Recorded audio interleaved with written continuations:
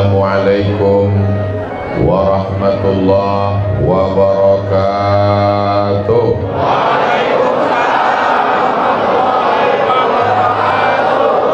Apa kabar bapak-bapak, ibu-ibu?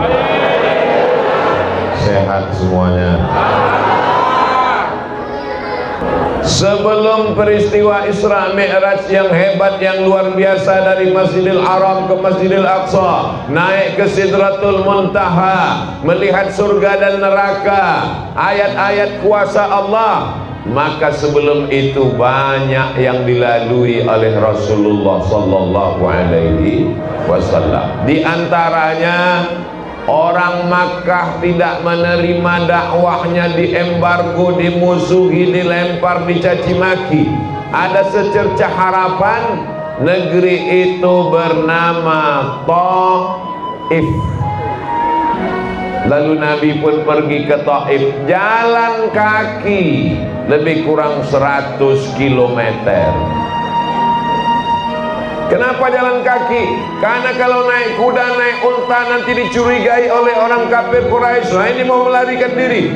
Maka Nabi jalan kaki supaya mereka tidak khawatir. Tujuan ke Taif untuk berdakwah supaya orang Taif menerima dakwah Islam, bersyahadat la ilaha illallah Muhammadur.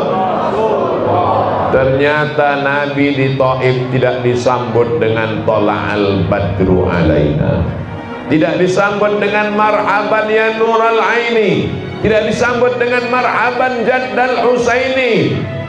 Beda dengan Ustadz Somad di masjid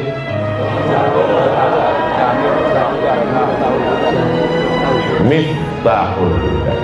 Di Miftahul Huda disambut dengan buah jeruk, dengan anggur di dalam, sambut anggur, minuman, kue-kue, tapi nggak ada yang bisa dimakan karena sibuk foto. Foto penting, karena foto tadi dicetak lalu ditempel, setiap melihat didoakan orang.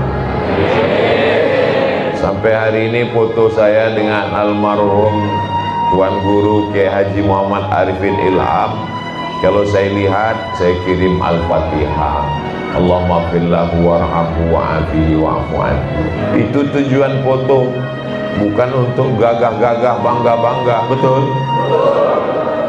Saya kalau foto sama orang, saya yakin foto saya dia simpan, nanti kalau saya meninggal dia lingkari merah, sudah meninggal, innalillahi wa inna ilaihi raji'un. Gak apa-apa, dia posting, yang penting orang jadi tahu dan kita dapat doa, bukan dosa.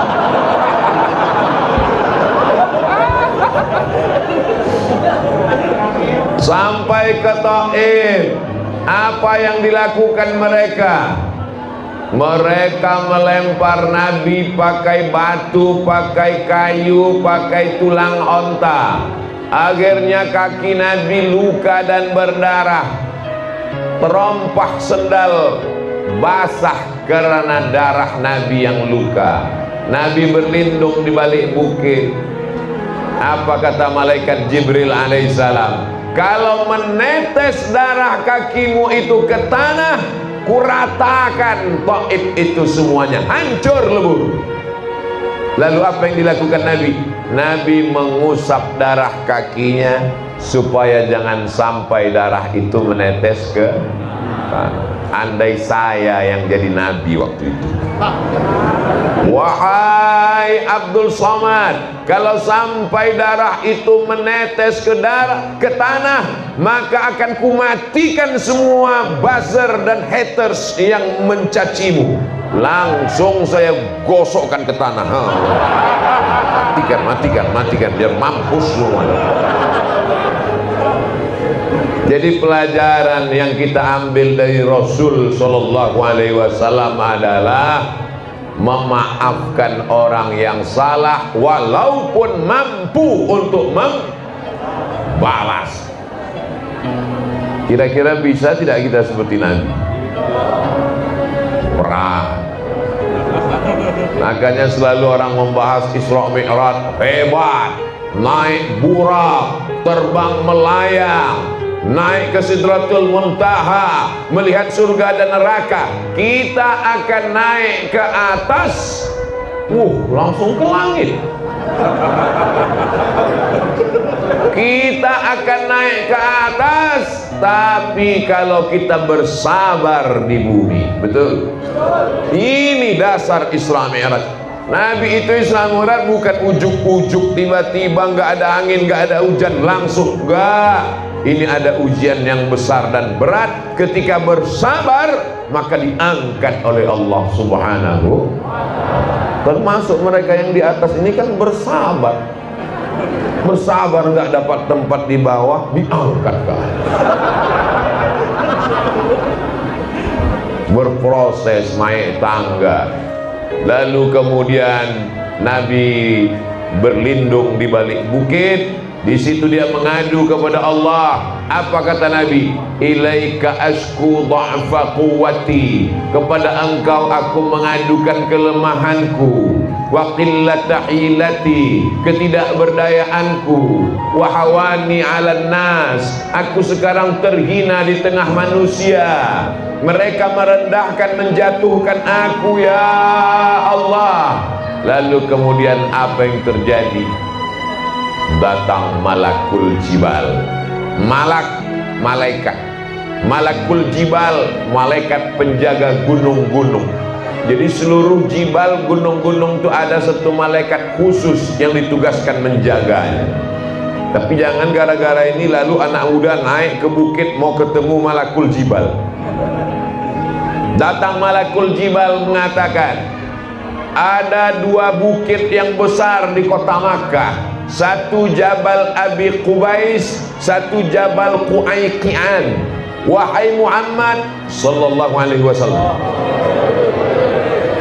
tunjukkan bukit yang paling besar di kota Makkah, akan aku cabut, aku timpakan ke orang Taif yang mengejek melemparmu, rata mereka semuanya dengan tanah. Andai kita yang jadi nabi waktu itu. Hai Abdul Somad, tunjukkan mana gunung yang paling besar, akan aku cabut, kutimpakan ke mereka. Langsung, segera, jangan pakai lama. Tapi Nabi Muhammad sallallahu alaihi wasallam, apa kata beliau? Asallah an yukhrij min aslabihim man ya'budullah wa la yusyrika bihi syai'a. Ya Allah, keluarkanlah dari tulang sulbi mereka anak cucu yang akan menyembah Allah dan tidak mempersekutukan Allah dengan apapun. Akhirnya barokah doa Nabi, orang Taif 100% masuk Islam. Jadi kalau bapaknya musuh kita, cucunya salah apa enggak? Tapi kenapa kita marah sampai 7 turunan? Aku doakan kamu beserta anak cucumu 7 turunan jadi monyet. Nabi doanya, asallah an yukhrij min aslabihim, keluarkan keturunan mereka, man ya'budullah, menyembah Allah, wala yusyrika bihi syai'an, dan tidak mempersekutukan Allah. Akhirnya sekarang negeri Taif itu indah luar biasa. Mudah-mudahan panjang umur, sehat badan, kita bisa umroh dan mampir ke Taif. Di Taif itu subur, dingin, ada wortel, ada timun, ada bunga-bunga seperti puncak, indah. Dan sekarang semuanya sudah muslim, bersyahadat asyhadu an la ilaha illallah wa asyhadu anna muhammadan rasulullah. Ini pelajaran